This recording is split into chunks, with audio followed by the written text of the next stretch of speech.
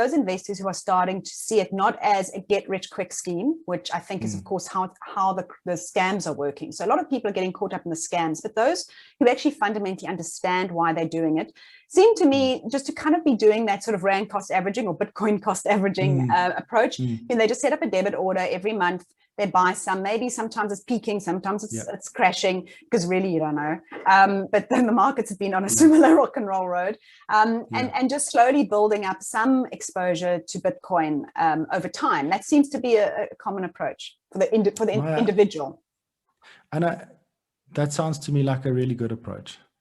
I think that's kind of all I'll say is I think a sort of slow and steady building up a position to this, not putting more than you can afford to lose is important into the asset. And then once you have some skin in the game,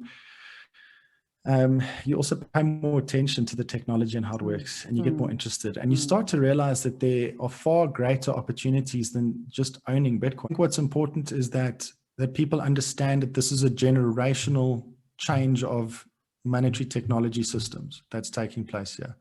It's not something that needs to be FOMO'd into. If you miss a big move here, you're not really going to miss out, because there's going to be so many opportunities that present over the next few decades around this technology.